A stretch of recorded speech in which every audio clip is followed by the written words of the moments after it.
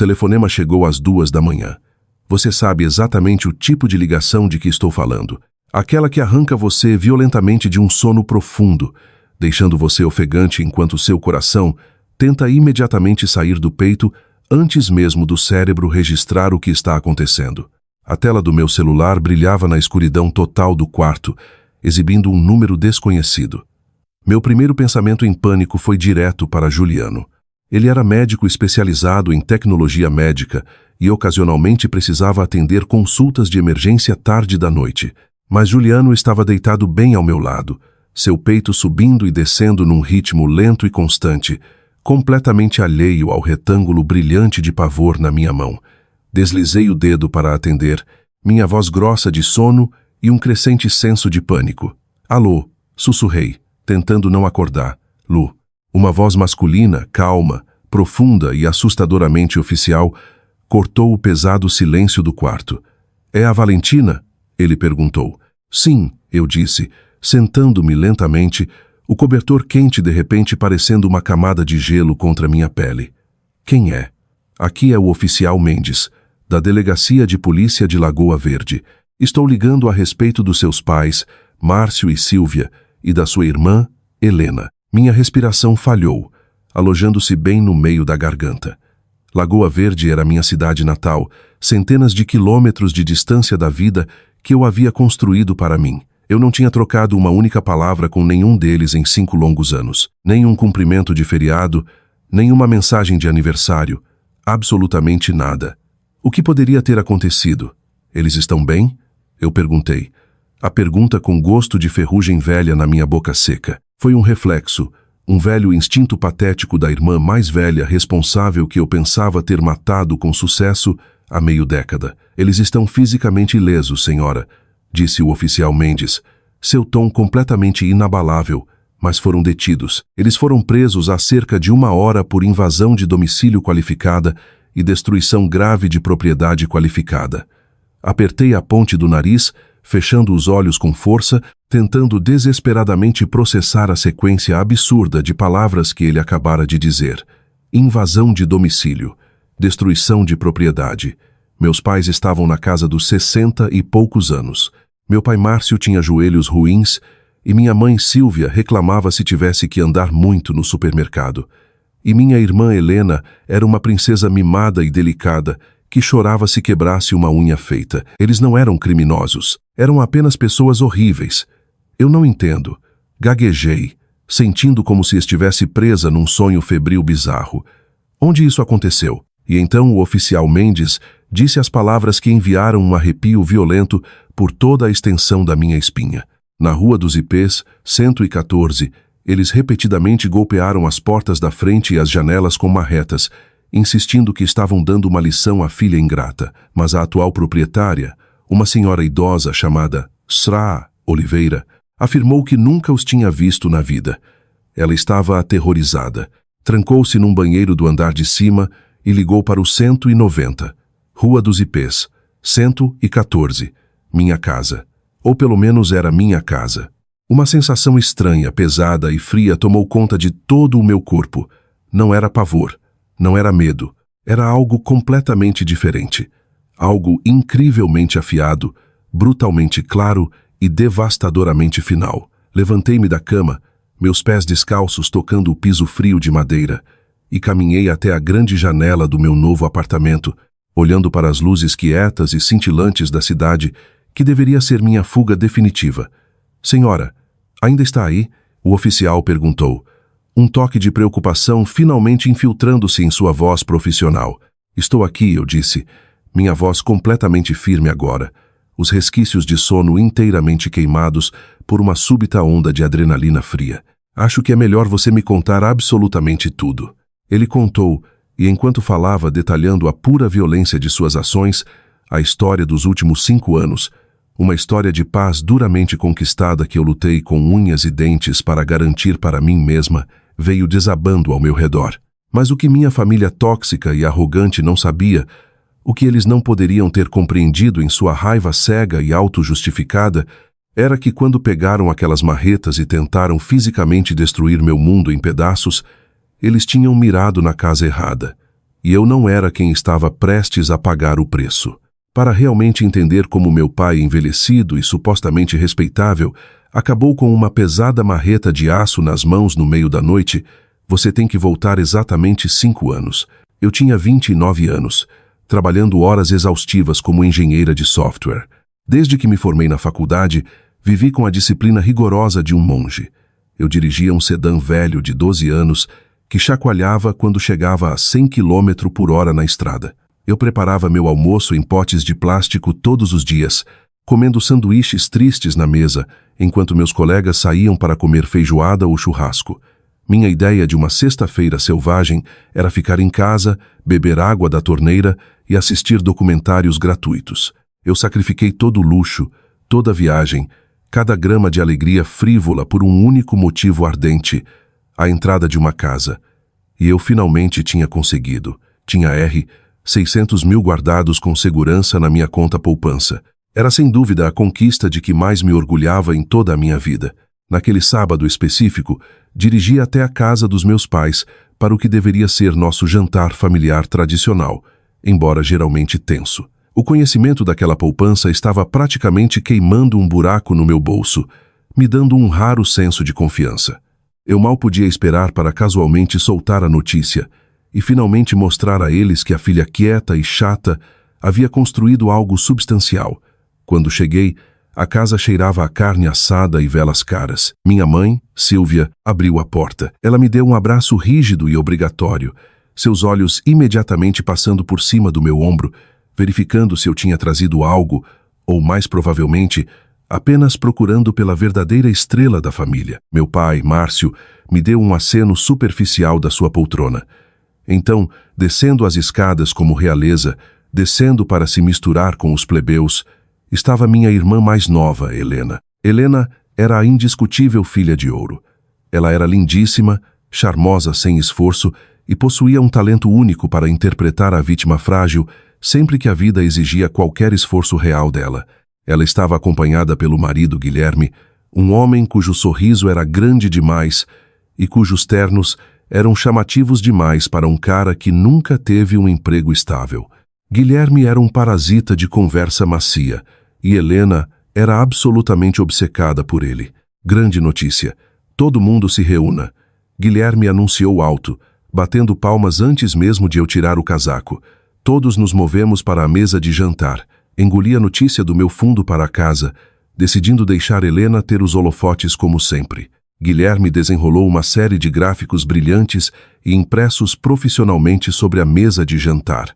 É um algoritmo revolucionário de trading de criptomoedas, proclamou Guilherme, sua voz pingando entusiasmo de vendedor. É praticamente uma máquina de imprimir dinheiro. Zero risco, retornos massivos. Estamos falando de riqueza geracional. Olhei para os gráficos.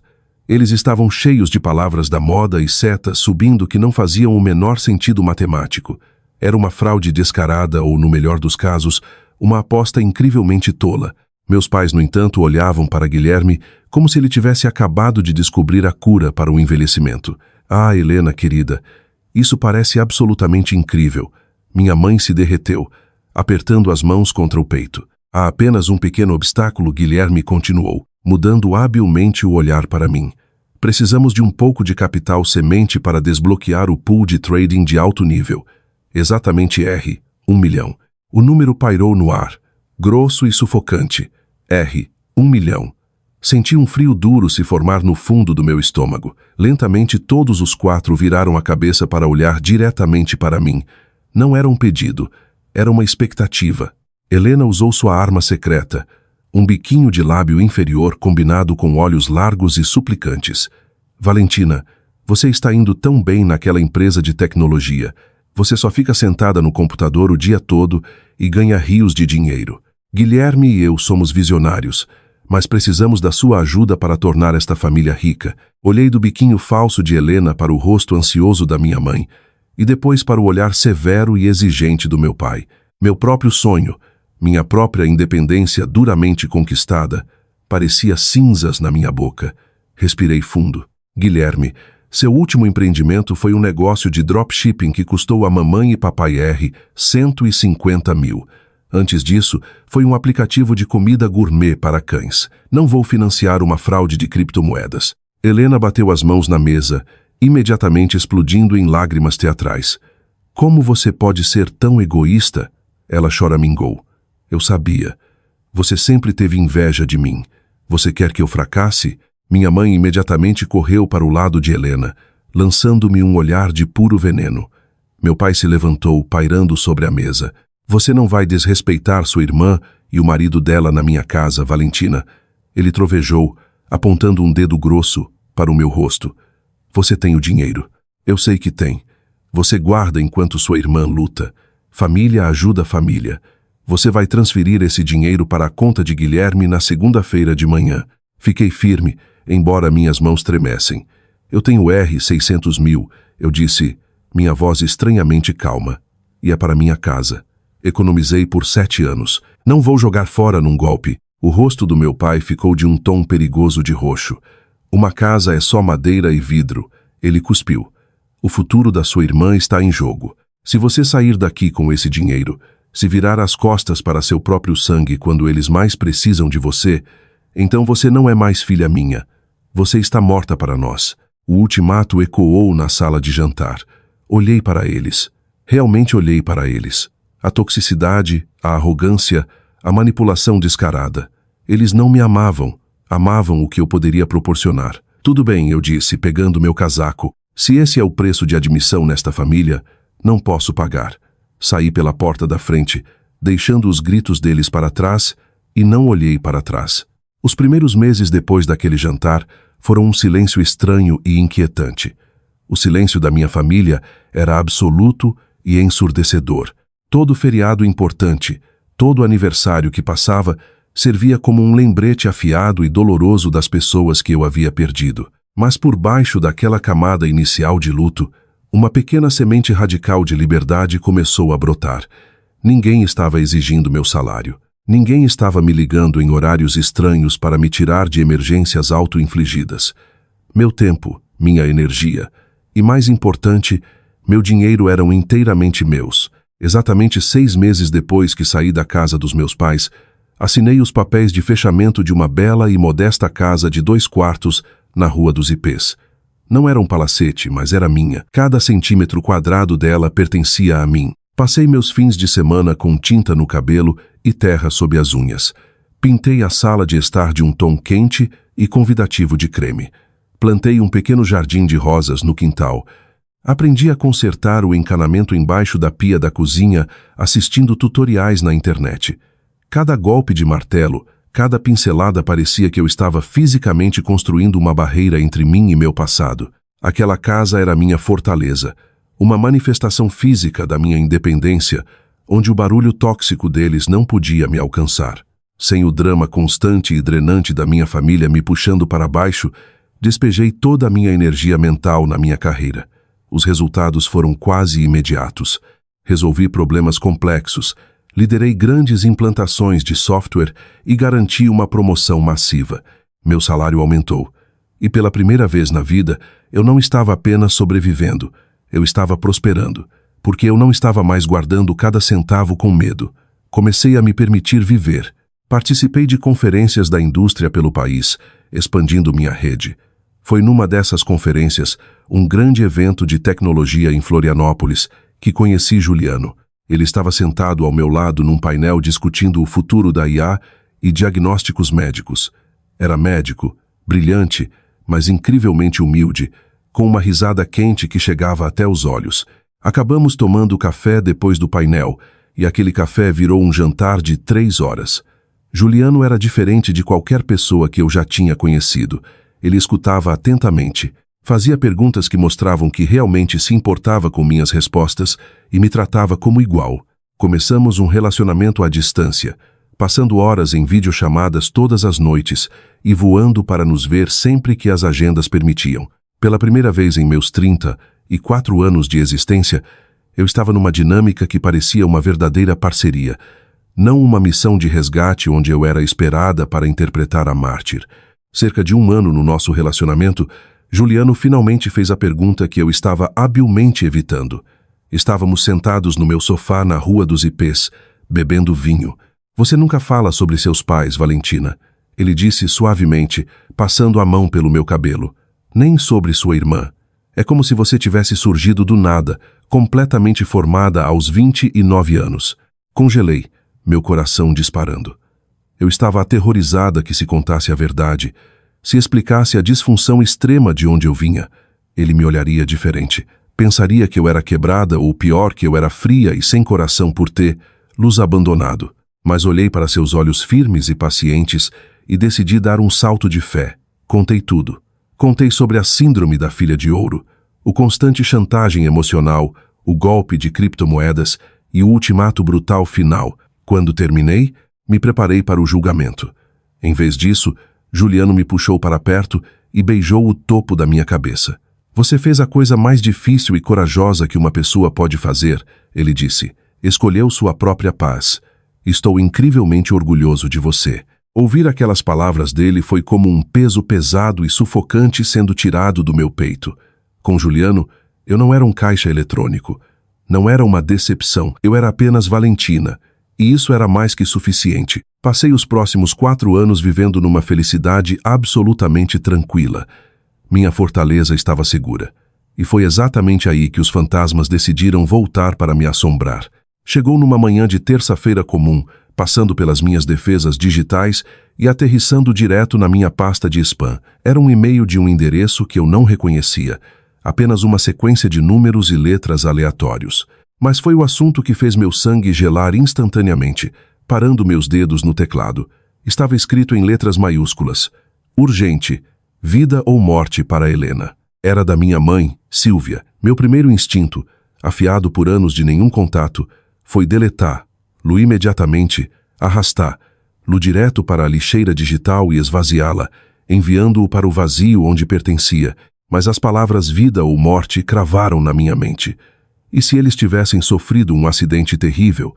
E se Helena estivesse genuinamente gravemente doente? Apesar dos anos de terapia, apesar da fortaleza que eu havia construído, um pequeno e profundamente enraizado fragmento de dever fraternal se acendeu dentro de mim. Cliquei para abrir o e-mail. Era uma bagunça frenética e divagante de texto. Valentina, sei que não nos falamos há anos, sei que coisas terríveis foram ditas, mas estou implorando como mãe. Precisamos te ver. É sobre Helena. Ela está em terrível perigo. É literalmente uma questão de vida ou morte. Por favor, apenas nos encontre no velho restaurante da Praça Central este sábado ao meio-dia. Apenas nos escute. É tudo o que peço. Mamãe, fiquei sentada na minha cadeira de escritório, encarando a tela até as palavras borrarem. Por 2 dias agonizantes, debati o que fazer. Parecia estar na beira de um penhasco, olhando para um abismo escuro e familiar. Naquela noite, mostrei o e-mail para Juliano no jantar. Ele leu com cuidado, franzindo a testa em preocupação. Isso tem manipulação escrita por toda parte, Val. Ele disse, mantendo a voz gentil mas firme. Eles sabem exatamente quais botões emocionais apertar para fazer você reagir. Eu sei, suspirei, esfregando as têmporas. Sei que provavelmente é uma armadilha. Mas e se não for? E se Helena realmente estiver em algum tipo de problema que ameace a vida dela? Se eu ignorar isso e algo horrível acontecer com ela, nunca vou me perdoar. Juliano estendeu a mão sobre a mesa e segurou a minha. E se for uma armadilha, ele contra-argumentou. Como é que isso nunca terminou com eles exigindo dinheiro de você? O que poderia ser diferente desta vez? Ele estava absolutamente certo. Nada neles teria mudado milagrosamente em 5 anos. Mas a incerteza era um veneno. Eu tinha que saber. Tinha que olhar nos olhos deles, ouvir qualquer história ridícula que tivessem inventado e ver por mim mesma, nem que fosse para silenciar aquela vozinha insistente de culpa de uma vez por todas. Vou ir, eu disse a Juliano, mas estou estabelecendo regras de ferro. Não estou fazendo nenhuma promessa. Não estou levando minha conta bancária. Vou apenas escutar, e no segundo que eles cruzarem a linha, vou embora. Juliano assentiu, embora eu pudesse ver a preocupação em seus olhos. Vou deixar o celular ligado. Me liga se precisar de uma saída, ele disse. Passei o resto da semana me preparando mentalmente para a guerra.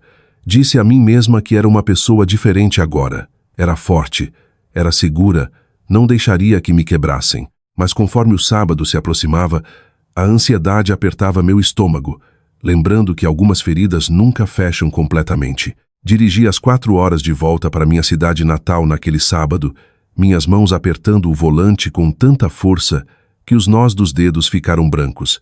O restaurante na Praça Central parecia exatamente o mesmo de 5 anos atrás. Ainda tinha a marquise vermelha desbotada e o cheiro persistente de café queimado e gordura velha. Respirei fundo, me preparando, e empurrei a porta de vidro. Eles já estavam lá, amontoados numa mesa de vinil rachada no canto dos fundos. Ao me aproximar, a realidade do tempo passado me atingiu.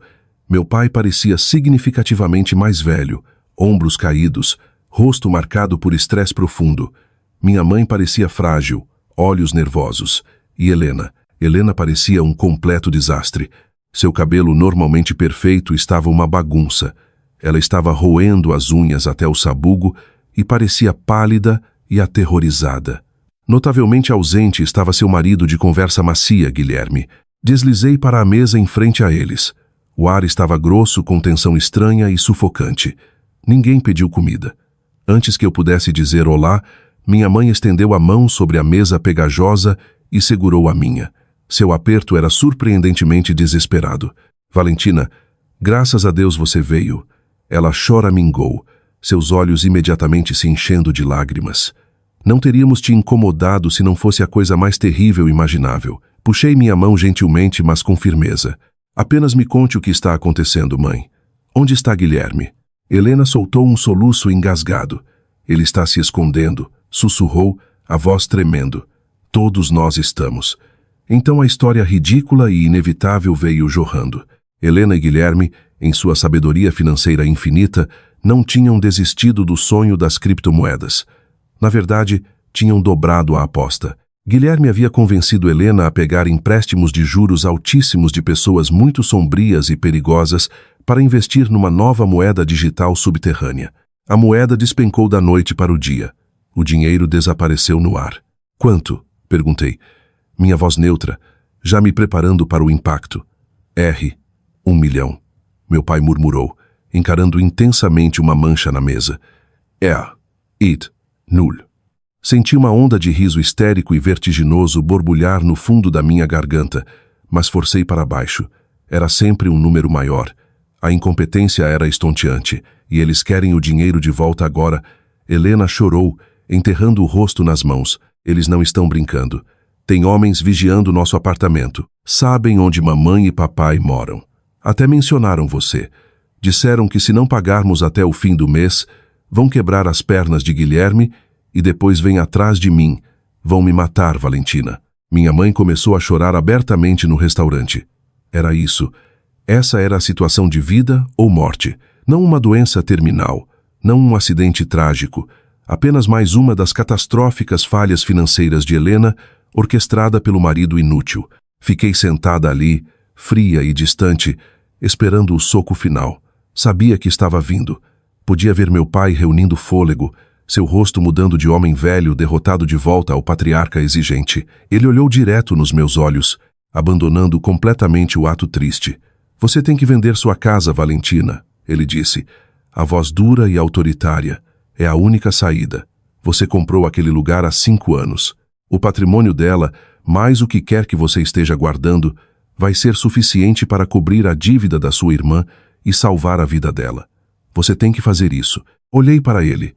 5 anos de silêncio total. 5 anos em que eles não se importaram se eu estava viva ou morta, e o grande plano de reunião deles era exigir que eu liquidasse o único espaço seguro que eu tinha no mundo para salvar a estupidez criminal da minha irmã. A pura audácia de tirar o fôlego era quase impressionante.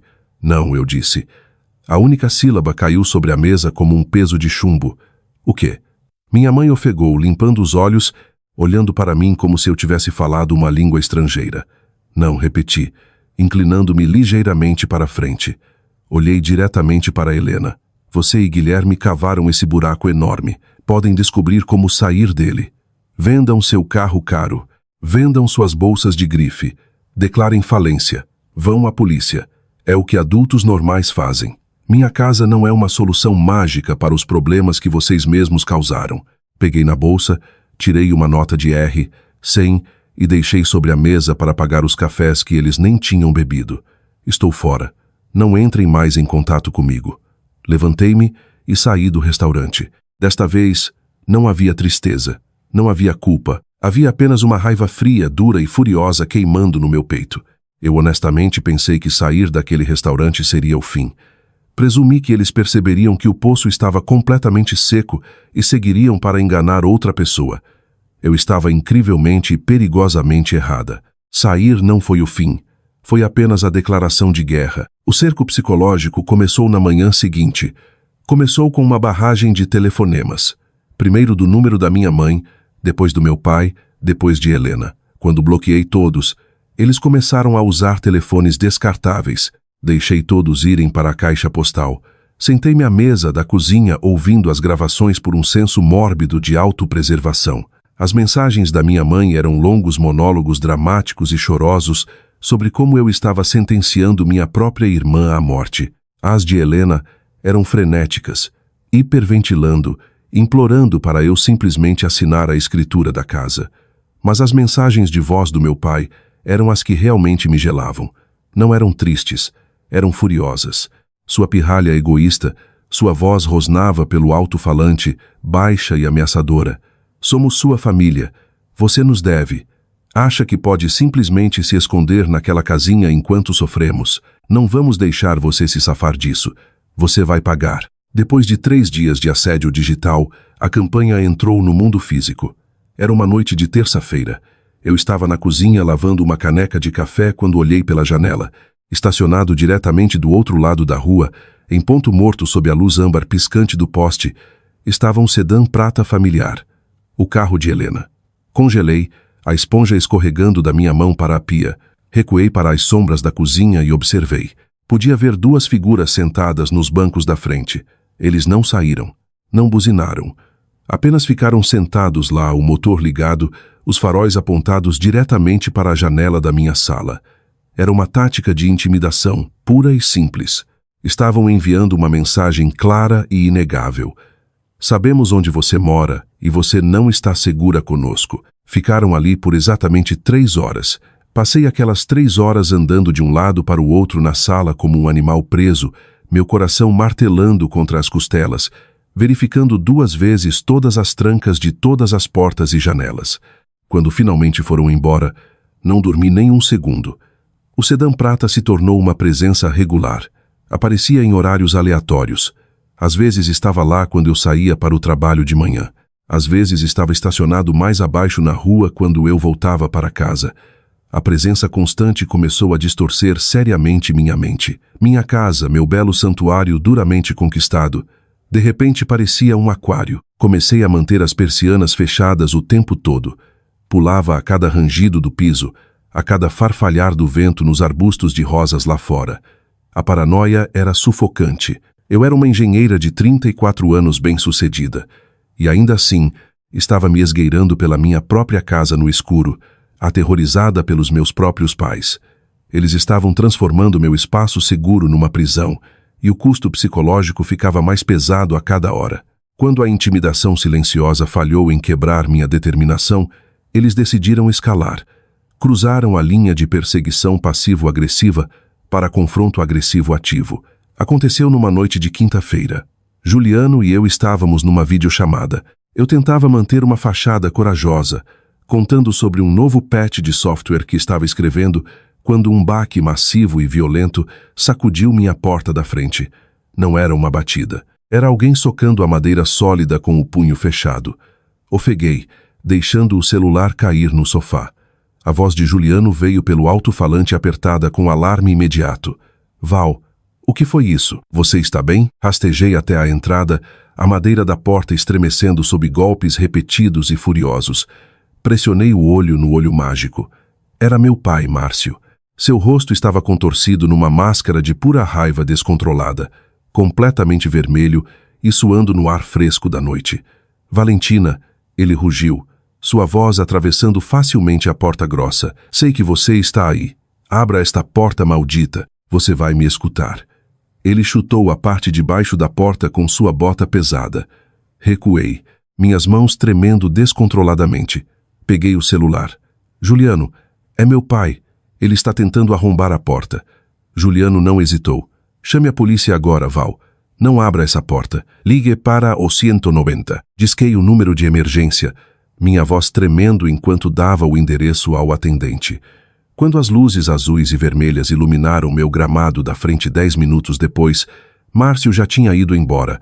A polícia fez um boletim, mas como ele não havia realmente quebrado nada ainda, havia muito pouco que podiam fazer além de prometer aumentar as patrulhas na área. Mas o dano à minha psique estava feito. A fronteira física da minha casa havia sido violada pela violência dele. E justo quando eu pensava que não podia piorar, eles trouxeram sua campanha de terror para minha vida profissional. Na manhã seguinte, entrei no escritório exausta e nervosa. Meu rival no trabalho, um cara presunçoso e excessivamente ambicioso chamado Gustavo, que vivia tentando me minar para uma promoção, inclinou-se sobre a divisória que separava nossas mesas. Ei, Valentina, ele disse, um sorriso desagradável e sabido estampado no rosto. Você recebeu um telefonema altamente incomum na linha principal do escritório há cerca de 1 hora. Uma mulher dizendo ser sua mãe. Ela parecia absolutamente histérica. Disse algo sobre você deixar sua irmã morrer por causa de dinheiro. Ele ergueu uma sobrancelha, claramente saboreando o material de fofoca. Ela pediu para eu passar uma mensagem. Disse para te dizer que sangue é mais grosso que água e que eles estão vindo cobrar. A cor sumiu completamente do meu rosto. Eles haviam encontrado meu local de trabalho. Estavam deliberadamente tentando arruinar minha reputação profissional para me humilhar na frente de colegas e superiores. Senti uma onda de náusea. As paredes estavam se fechando rapidamente. Minha casa não era mais segura. Meu emprego não era mais seguro. Não havia mais lugar para me esconder das exigências tóxicas e implacáveis deles. Corri para o banheiro, me tranquei numa cabine e tentei me concentrar em respirar. Mas o pânico era uma maré crescente, ameaçando me puxar completamente para baixo. O estopim final absoluto, o momento que destruiu qualquer microscópico resquício de esperança que eu ainda tinha pela minha família, veio da fonte mais inesperada. Era uma tarde de domingo. Meu celular vibrou, exibindo um nome que eu não via há anos. Tio Teobaldo. Teobaldo era o irmão mais novo do meu pai.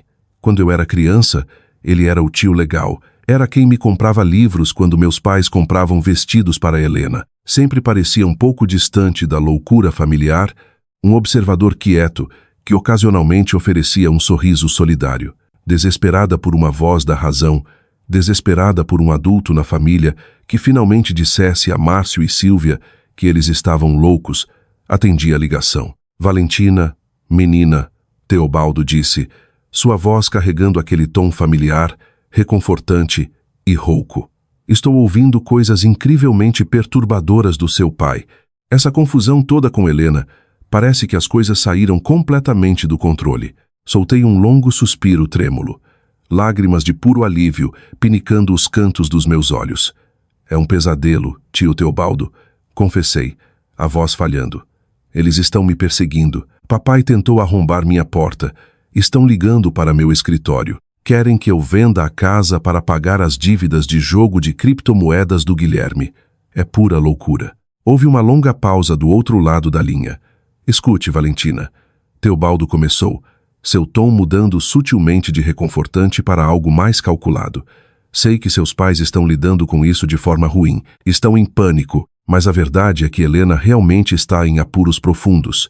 Aqueles agiotas não estão brincando. Se ela não conseguir esse R, 1 milhão até o fim do mês, as coisas vão ficar violentas. Limpei uma lágrima, a confusão se instalando. Então o quê? Perguntei. Isso não significa que eu tenho que me tornar sem teto por causa dela. Sei que parece injusto, Teobaldo continuou, sua voz baixando para um sussurro persuasivo e conspiratório. Mas às vezes a família exige sacrifício. O patrimônio da sua casa é o único ativo líquido que esta família tem agora. E bem, entre nós, eu preciso que você faça isso, Valentina. Preciso que você venda a casa. Franzi a testa. O telefone pressionado forte contra minha orelha. Por que você precisa que eu faça isso? O silêncio que se seguiu foi pesado, grávido com uma revelação repugnante. Porque Teobaldo finalmente suspirou, soando irritado em vez de solidário, Guilherme veio até mim primeiro. Investi R$ 250 mil do meu próprio dinheiro de aposentadoria naquele esquema de criptomoedas. Sou uma das pessoas para quem eles devem. Se você não vender a casa e salvá-los, eu perco minha aposentadoria. Então seja uma boa menina. Pare de ser tão teimosa e faça o que seu pai diz. Coloque a casa à venda. As palavras me atingiram como um golpe físico no estômago. A traição foi tão absoluta, tão completa, que literalmente tirou meu fôlego. Tio Teobaldo não era uma voz da razão. Não era um porto seguro. Era apenas mais um parasita. Era um credor. Não se importava se as pernas de Helena fossem quebradas. E certamente não se importava se eu acabasse sem teto. Estava usando o disfarce de lealdade familiar, manipulando minha confiança unicamente para garantir que recuperaria seus R$ 250 mil. Minha família inteira não era nada além de um covil de víboras, constantemente se devorando e esperando que eu me servisse numa bandeja de prata. Não disse uma única palavra, apenas lentamente afastei o telefone da orelha e encerrei a ligação. Fiquei parada no centro da minha sala de estar, cercada pelas paredes que eu havia pintado, olhando pela janela para a rua onde o carro deles constantemente rondava.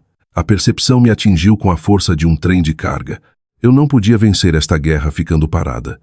Minha fortaleza havia se tornado uma jaula. Enquanto eu possuísse esta casa, enquanto estivesse amarrada a este local físico, eles nunca parariam. Eles me drenariam emocional e profissionalmente até eu não ter mais nada. Uma resolução fria, aterrorizante, mas brilhantemente clara se instalou sobre mim. Eu não podia fazê-los desaparecer, mas podia fazer a mim mesma desaparecer, e sabia exatamente o que tinha que fazer em seguida. Naquela noite de domingo, depois da ligação devastadora com o tio Teobaldo, fiquei sentada na luz fraca da minha sala de estar por horas. O silêncio da casa, que costumava ser meu conforto máximo, agora parecia um cobertor pesado e sufocante. Peguei o celular e liguei para Juliano. Ele atendeu no primeiro toque, sua voz imediatamente grossa de preocupação quando ouviu minha respiração trêmula. Não aguento mais, Juliano, sussurrei. O esgotamento finalmente me alcançando e se instalando profundamente nos meus ossos. Eles estão em todo lugar, estão na minha porta, estão ligando para meu escritório. E agora até viraram a família estendida contra mim. Eles destruíram completamente esta casa para mim. Não é mais um santuário, é um alvo. Juliano ficou quieto por um momento, me deixando botar tudo para fora. Então sua voz veio pelo alto-falante. Calma, firme e incrivelmente reconfortante. Então, qual é nosso próximo passo, Valentina? Me diga o que você precisa e vamos fazer. O fato de ele ter usado nosso, que imediatamente se incluiu no meu problema bagunçado e caótico sem um segundo de hesitação, me deu o surto de força que eu desesperadamente precisava. Respirei fundo, trêmula. Vou vender a casa, eu disse, as palavras parecendo aterrorizantes e libertadoras ao mesmo tempo. E então vou me mudar.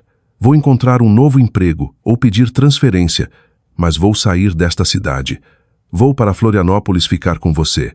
Houve uma breve pausa, e por uma fração de segundo meu cérebro ansioso gritou que eu tinha ido rápido demais. Mas então Juliano soltou uma risada suave e genuína. Já não era sem tempo, ele disse. Meu apartamento é grande demais para apenas uma pessoa mesmo. Mas Val, se você colocar uma placa de venda no gramado da frente, sua família vai ver. Eles passam de carro pela sua casa todos os dias. Se souberem que você está tentando liquidar, vão escalar. Vão tentar bloquear a venda, ou assediar os compradores, ou fazer alguma loucura para forçar sua mão. Ele estava absolutamente certo. Uma listagem pública seria um desastre. Preciso fazer uma venda fantasma. Expliquei o plano que se formava rapidamente na minha mente. Uma venda privada fora do mercado. Preciso encontrar um corretor de imóveis especializado em transações de alta discrição, sem placas no gramado, sem anúncios públicos na internet, sem casas abertas, apenas conexões diretas e quietas com compradores dispostos a pagar à vista por um fechamento rápido. Na manhã seguinte fiz as ligações. Encontrei uma corretora altamente avaliada e sem frescuras chamada Carla. Sentei no escritório dela e coloquei todas as cartas na mesa. Fui brutalmente honesta. Contei que estava lidando com perseguição familiar grave e precisava vender a propriedade o mais rápido e silenciosamente possível. Disse a Carla que estava disposta a listar a casa 5% abaixo do valor de mercado para atrair um comprador sério com dinheiro na mão que não precisasse esperar por um longo processo de financiamento. Minhas únicas condições inegociáveis eram sigilo absoluto e uma data de fechamento em menos de 30 dias. Carla escutou atentamente, batendo a caneta no caderno. É altamente incomum, Valentina. Ela admitiu, o tom profissional e afiado, mas certamente não é impossível. Tenho um portfólio privado de clientes, principalmente idosos procurando downsizing silencioso ou investidores procurando um bom negócio. Acho que sei exatamente quem ligar. Ao sair do escritório dela, senti uma dor estranha e agridoce no peito. Estava abrindo mão do símbolo físico da minha independência, mas também estava cortando a última âncora pesada que eles poderiam usar para me arrastar para o fundo do oceano. Carla foi incrivelmente eficiente, totalmente fiel à palavra. Em apenas 4 dias, ela me ligou com um comprador altamente motivado. O nome dela é Sara Oliveira. Carla explicou ao telefone. É uma viúva de 70 anos que recentemente vendeu sua grande propriedade familiar. Quer uma propriedade quieta e gerenciável num bairro seguro. Está pagando inteiramente à vista e adorou as fotos privadas do seu jardim. Marcamos uma única visita altamente secreta numa manhã de terça-feira, um horário em que eu sabia que minha família provavelmente estaria no trabalho ou dormindo. A Sara Oliveira era uma senhora adorável, de olhos afiados e sorriso gentil. Ela percorreu minha casa, a mão roçando levemente pelas paredes que eu havia pintado, admirando como a luz da manhã batia nos pisos de madeira. Esta casa tem uma energia maravilhosa, ela disse suavemente, olhando pela janela da cozinha para meus arbustos de rosas. Parece que alguém foi muito seguro e muito feliz aqui. Suas palavras trouxeram um nó repentino e inesperado à minha garganta. Eu fui, respondi honestamente. Aceitei a oferta à vista dela naquela mesma tarde. Era exatamente o que eu havia pedido, 5% abaixo do mercado. Marcamos a data de fechamento para exatamente 21 dias depois. O próximo obstáculo foi minha carreira. Temia a conversa. Entrei no escritório do meu chefe, Sr. Torres, segurando minha carta formal de demissão na mão suada. Ele era um homem rigoroso, mas justo, que havia me mentoreado por anos.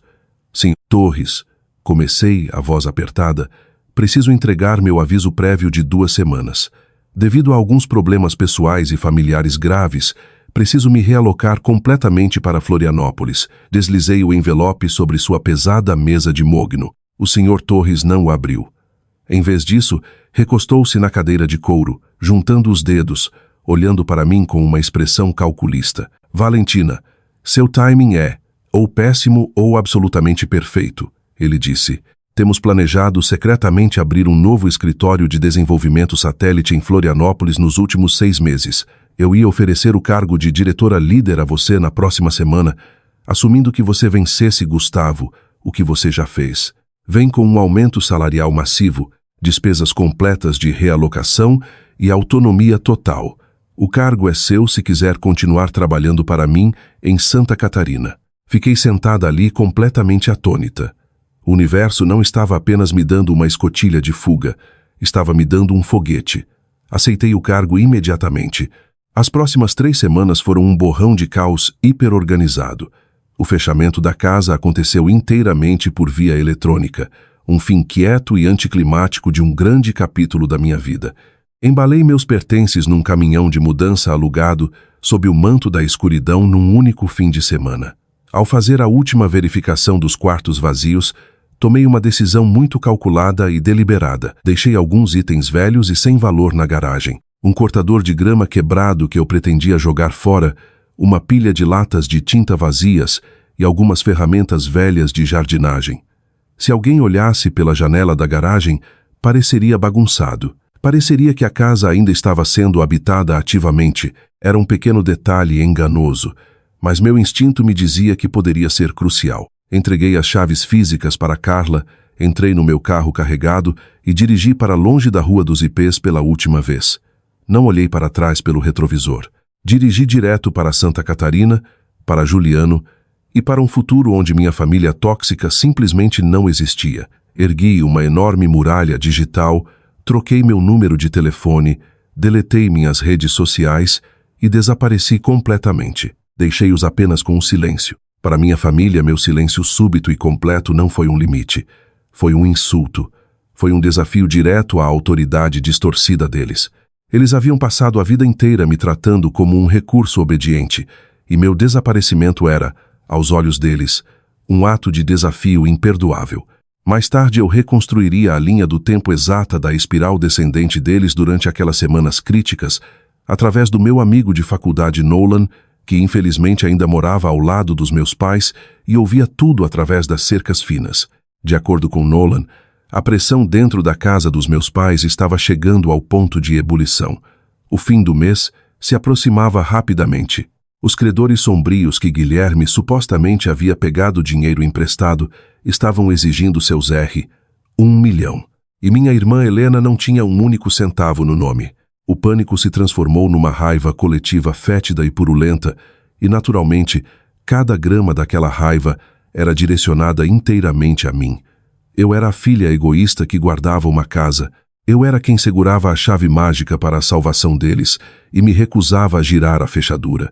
O verdadeiro arquiteto do caos subsequente, no entanto, não foi meu pai, foi Guilherme. Nolan ouviu uma enorme briga aos gritos no quintal deles. Helena estava tendo um colapso completo, soluçando que ia ser assassinada. Meu pai andava de um lado para o outro no gramado, gritando sobre meu desrespeito. E então Guilherme interveio, sua voz oleosa e manipuladora, plantando a semente venenosa final na mente da minha mãe. É tão injusto, Silvia. Guilherme havia dito alto o suficiente para Nolan ouvir por cima da cerca. Valentina vai simplesmente ficar sentada na casinha bonita dela enquanto a vida de Helena é destruída. Se Valentina se recusa a vender a casa para salvar a própria irmã, então talvez aquela casa não deva valer nada. Se não podemos tê-la, por que ela deveria viver lá em paz? Foi uma aula magistral de manipulação tóxica. Ele não disse as palavras explicitamente, mas a implicação pairou pesada e escura no ar. Se eles não pudessem extrair o valor financeiro da minha casa, extrairiam sua vingança destruindo seu valor físico. Certificariam-se de que eu sofresse tanto quanto eles estavam sofrendo. Era uma estratégia nascida de pura autodestruição por despeito. O ato final, desesperado e absoluto de uma família que havia esquecido completamente como construir algo significativo e só sabia como quebrar as coisas. E em sua fúria cega e auto-justificada, completamente consumidos por sua própria vitimização, nunca lhes ocorreu verificar os registros públicos de propriedade. Eles não tinham a menor ideia de que eu já estava a centenas de quilômetros de distância, dormindo pacificamente em Florianópolis. Não tinham ideia de que eu havia entregado as chaves a uma viúva idosa semanas antes. Estavam carregando agressivamente suas armas para uma batalha massiva que já havia terminado completamente. Marchando para um campo de batalha onde as únicas pessoas que poderiam ferir eram eles mesmos. Eles escolheram uma noite de sexta-feira, uma noite sem lua, pesadamente nublada que engolia a luz dos postes do bairro. Era o palco escuro perfeito para o crime violento que estavam prestes a cometer. Estacionaram o sedã prata de Helena a 2 quarteirões da Rua dos Ipês e caminharam o resto do caminho, suas silhuetas escuras se misturando às sombras. Era um trio aterrorizante e patético. Meu pai, Márcio, o rosto fixo numa máscara sombria e rígida de fúria auto-justificada, carregava uma pesada marreta de aço de cabo longo. Minha mãe, Silvia, sua doçura falsa habitual completamente coalhada numa resolução amarga e dura, segurava um pé de cabra de metal pesado. E minha irmã Helena, a preciosa filha de ouro por quem toda aquela violência supostamente estava sendo orquestrada, seguia nervosamente atrás, armada com um taco de beisebol de madeira. Eles se esgueiraram para os fundos da casa, ignorando a porta da frente, mirando direto nas grandes portas de vidro deslizantes que levavam à sala de estar. Assumiram que eu estava ou dormindo no andar de cima ou fora da cidade no fim de semana. Nunca lhes ocorreu que alguém mais poderia estar sentado naquela sala de estar. Márcio pegou a pesada marreta, firmou os ombros e, com um grunhido alto de esforço, balançou-a diretamente contra a espessa porta de vidro. O impacto foi ensurdecedor. O vidro não apenas quebrou, explodiu para dentro com um crash doentio e violento, enviando milhares de cacos irregulares voando pelo piso de madeira. Eles pisaram através da moldura estilhaçada, respirando pesadamente no silêncio súbito da casa, e então foram trabalhar. Não foi um roubo, foi uma violação, um ato de puro ódio undiludo. Márcio balançou a marreta como uma arma medieval, esmagando-a na grande televisão de tela plana cara que ficava na lareira. Faíscas voaram, e a tela implodiu com um bum oco e aterrorizante. Mas aquela televisão não era minha. Pertencia a Sara Oliveira. Minha mãe, uma mulher que costumava tricotar suéteres e assar bolos, pegou o pé de cabra na pesada mesa de centro de vidro, reduzindo-a a um monte cintilante de destroços perigosos. Ela arrancou fotos emolduradas das paredes, pisoteando-as com seus sapatos pesados.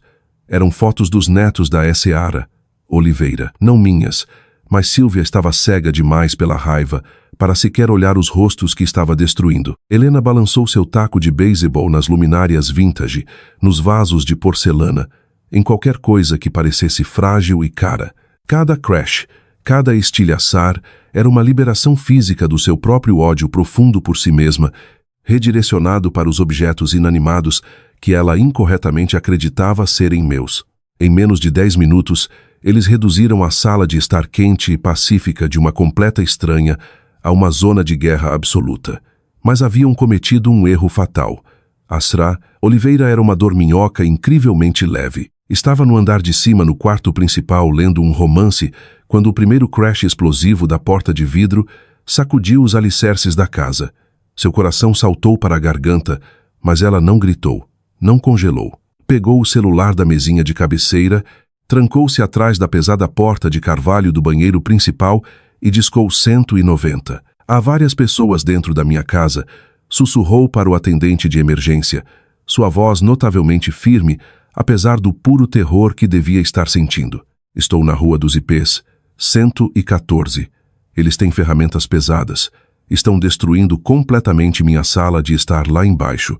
Por favor, venham rápido. Enquanto minha família continuava sua fúria violenta, alimentada por uma fantasia de vingança que acreditavam ser inteiramente justificada, 3 viaturas policiais separadas já aceleravam silenciosamente pelas ruas suburbanas escuras. Suas sirenes estavam desligadas, mas as luzes piscavam, convergindo rapidamente para a casa quieta que minha família acabara de transformar num grande cenário de crime. Cheguei à delegacia de polícia de Lagoa Verde justo quando o sol começava a atingir o céu oriental de um tom cinza pálido e doentio. O voo de emergência de 4 horas de Florianópolis havia sido um borrão surreal de ansiedade e café ruim de aeroporto, minha mente reproduzindo incessantemente as palavras do oficial Mendes. Ele me encontrou bem na entrada da delegacia, o rosto cansado, mas profissional. Valentina, obrigada por vir tão rápido, ele disse, me guiando por um corredor estéril iluminado por fluorescentes. Onde eles estão? Perguntei, minha voz rouca e apertada. Estão na sala de custódia B, ele respondeu, verificando sua prancheta. Não estão sendo cooperativos. Continuam exigindo ver você.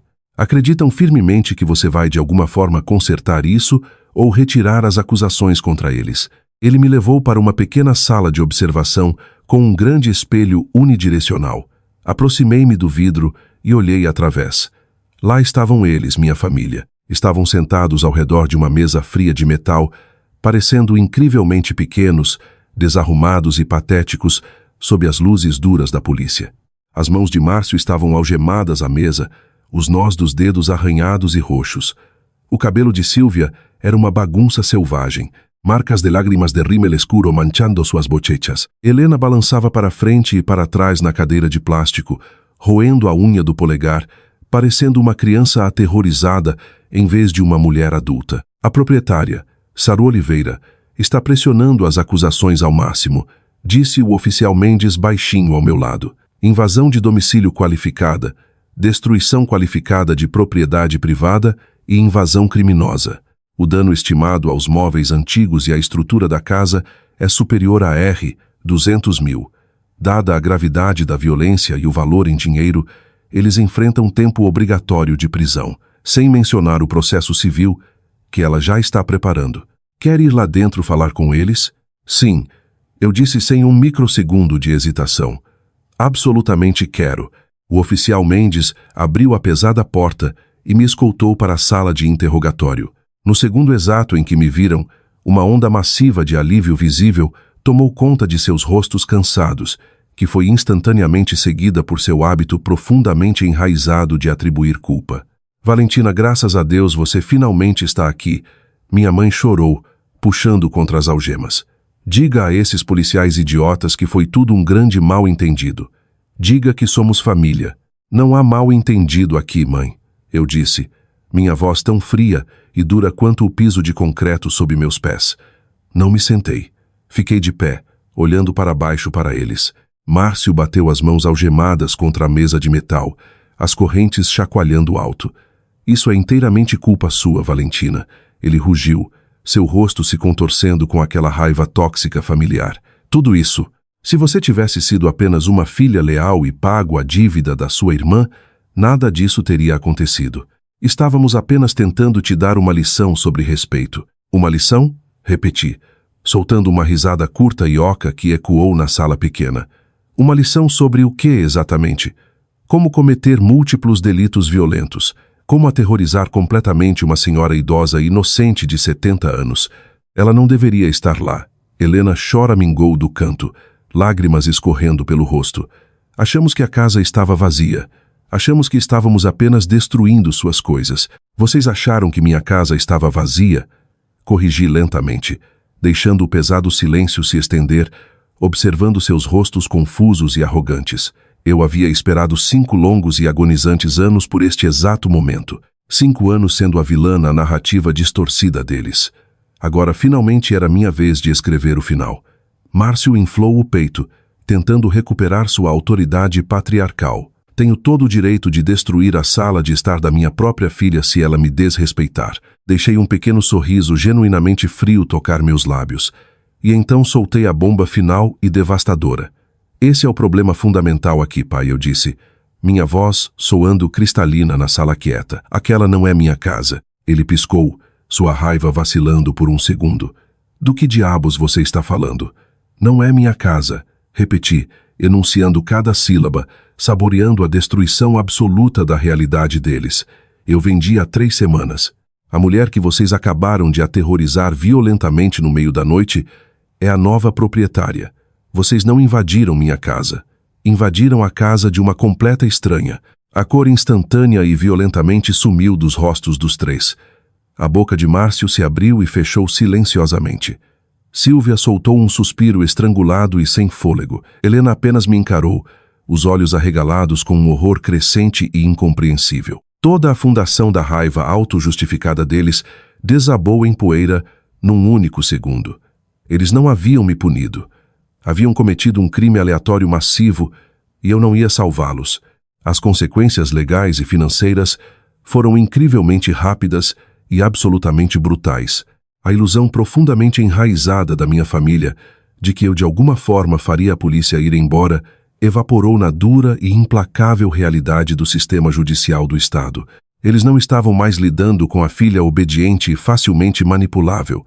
Estavam lidando com todo o peso do Ministério Público de Lagoa Verde. Asra Oliveira, embora fisicamente abalada pelo ocorrido, era uma mulher notavelmente resoluta. Contratou um advogado implacável que imediatamente abriu um processo civil massivo contra meus pais e minha irmã pelos 200 mil completos em danos à propriedade, mais extenso dano emocional. Diante das evidências físicas esmagadoras e inegáveis, suas impressões digitais por todas as marretas, a gravação aterrorizante dos 190 da Asra Oliveira e suas próprias confissões idiotas gravadas em vídeo sobre tentar me dar uma lição, o defensor público deles disse que não tinham chance nenhuma num julgamento. O promotor ofereceu um acordo rigoroso. Eles tiveram que se declarar culpados de vandalismo qualificado grave e invasão criminosa. A sentença foi 5 anos de probation rigorosa, aconselhamento obrigatório de gerenciamento de raiva psiquiátrico e, mais importante, restituição financeira completa e antecipada à vítima. Se falhassem em pagar, iriam direto para a prisão estadual. Restituição completa e antecipada significava entregar 200 mil imediatamente. Eles não tinham. Suas economias haviam sido completamente drenadas pelos fracassos intermináveis de Helena e Guilherme anos antes. Tinham apenas um único ativo restante no mundo: a própria casa, a casa onde eu cresci. Não havia absolutamente outra escolha.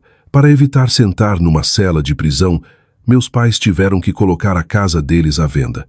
O processo foi uma liquidação humilhante e frenética. Estavam desesperados por dinheiro e tiveram que aceitar a primeira oferta baixa que receberam. Depois de pagar as taxas do corretor, as contas legais massivas e escrever o cheque de R$ 200 mil para o advogado da Seara Oliveira, meus pais ficaram com quase nada. E então, em meio às ruínas fumegantes de suas vidas, veio a ironia final, amarga e incrivelmente satisfatória. Durante o caos legal intenso, a verdade real sobre a dívida de criptomoedas de Helena finalmente veio à tona. Os perigosos agiotas violentos que supostamente iriam quebrar pernas e matar pessoas simplesmente não existiam. Era uma mentira completamente fabricada. A dívida era, na verdade, devida a uma firma de investimento legítima e altamente regulada e alguns membros familiares ingênuos, como o tio Teobaldo. A firma estava simplesmente ameaçando um processo civil padrão, que teria arruinado o score de crédito de Helena e a forçado à falência padrão. Ninguém nunca esteve em perigo físico. Quando meu pai finalmente ouviu essa verdade, algo dentro do cérebro dele simplesmente quebrou. A devoção cega e inabalável que ele sempre teve pela filha de ouro se estilhaçou completamente.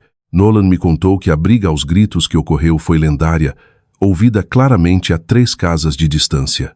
Mas era inteiramente tarde demais. O dano estava permanentemente feito. Pegaram o pouco dinheiro patético que restou da venda forçada da casa deles e deram à firma de investimento para manter Helena fora do tribunal civil. E assim, por causa da própria ganância e maldade, meus pais ficaram funcionalmente sem teto, completamente falidos e irrevogavelmente destruídos. A casa que haviam destruído violentamente numa tentativa de me forçar a vender a minha, havia custado a eles a própria casa. Era uma simetria perfeita, terrível e bela de karma. Exatamente uma semana antes da minha promoção começar oficialmente em Florianópolis, meu celular vibrou com um número desconhecido. Tive um forte pressentimento de quem era, mas desta vez atendi não por medo, mas por um fechamento absoluto. Alô, eu disse calmamente. Era minha mãe, Silvia, mas sua voz estava completamente irreconhecível. Estava inteiramente desprovida de sua habitual arrogância, de sua borda manipuladora e de sua raiva. Era apenas um sussurro oco e vazio. Valentina, ela sussurrou, soando como um fantasma. Perdemos a casa. A venda fechou hoje. Temos que sair completamente até domingo. Eu sei, eu disse, mantendo o tom perfeitamente neutro. Houve uma longa e agonizante pausa do outro lado da linha. Podia ouvi-la respirando trêmula e úmida. Seu pai não está bem, Valentina. Não falou uma única palavra em 4 dias. Apenas fica sentado numa cadeira dobrável. Seu pai e eu vamos dormir num sofá, cama quebrado na sala. Guilherme está furioso com isso. A imagem que ela pintou era tão incrivelmente sombria, tão completamente patética, que uma pessoa normal poderia ter sentido uma pontada de simpatia. Mas tudo o que vi na minha mente foram Márcio balançando uma marreta e Silvia o incentivando. Cometemos um erro, Valentina. Ela soluçou, as lágrimas finalmente rompendo. Um erro terrível e horrível. Estávamos tão assustados pela sua irmã, não estávamos pensando direito. Sinto muito. Era o pedido de desculpas que eu havia ansiado desesperadamente por ouvir nos primeiros 29 anos da minha vida. E agora que finalmente estava sendo dito, não significava absolutamente nada para mim. Não nascia de remorso genuíno pelo que fizeram comigo. Nascia de pura desesperação, porque finalmente haviam enfrentado consequências. Não estavam arrependidos pelo que fizeram.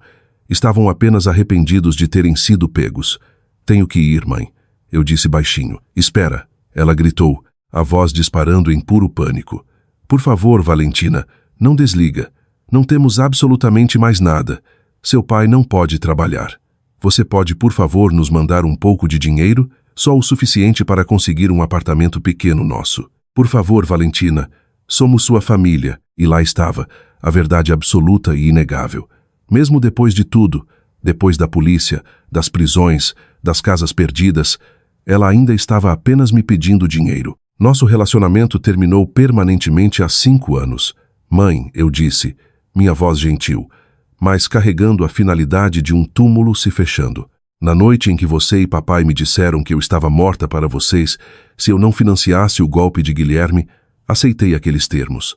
Tudo o que está acontecendo com vocês agora é apenas o universo finalizando a papelada das próprias decisões de vocês. Desejo o melhor. Encerrei a ligação, bloqueei o número e não senti absolutamente nada além de um silêncio profundo e belo. A guerra estava oficialmente e permanentemente acabada. Um ano pode mudar absolutamente tudo. Eu estava sentada na ampla varanda de madeira de uma bela casa de 2 andares nas colinas de Florianópolis, Santa Catarina. O sol estava se pondo, pintando o céu em tons brilhantes de laranja e roxo. A casa pertencia a Juliano e a mim. Havíamos comprado juntos, combinando meu novo salário como diretora regional e a renda dele como médico. O dinheiro da minha antiga casa na Rua dos Ipês estava seguramente investido num fundo de aposentadoria, completamente intocado pelo caos do meu passado. Juliano saiu para a varanda carregando 2 copos de chá gelado. Entregou-me um e sentou-se ao meu lado, passando o braço pelos meus ombros. Inclinei-me para ele, respirando o cheiro de cedro e ar da noite. Pensei na palavra família. Por a maior parte da minha vida, tinha sido uma palavra suja associada inteiramente à obrigação pesada, culpa tóxica e um peso esmagador e inescapável. Significava sacrificar minhas próprias necessidades básicas para financiar os desejos egoístas de outra pessoa. Me afastar deles foi a decisão mais aterrorizante, dolorosa e absolutamente melhor que já tomei em toda a minha vida. Ensinou-me a lição mais valiosa de todas. Sangue não faz uma família. Respeito, amor incondicional e apoio mútuo fazem uma família. Às vezes, a família que você escolhe ativamente para si é infinitamente mais real do que aquela na qual você nasceu por acaso. Juliano virou-se para mim, colocando seu copo para baixo. Enfiou a mão no bolso, os olhos brilhando com uma empolgação nervosa e bela, e tirou uma pequena caixa de veludo. Valentina, ele disse suavemente, abrindo-a para revelar um anel simples e deslumbrante. Você é meu lar. Quer se casar comigo? Olhei para ele, para o homem que havia ficado ao meu lado, que nunca uma vez me pediu para me encolher para deixá-lo confortável. Sim, sussurrei, lágrimas de pura alegria undilúida escorrendo pelas minhas bochechas. Sim, absolutamente. Enquanto ele deslizava o anel no meu dedo, olhei para o nosso quintal da frente. Não havia carros esperando no escuro. Não havia ameaças pairando nas sombras. Havia apenas paz, liberdade e um futuro construído sobre uma fundação que ninguém poderia jamais balançar uma marreta.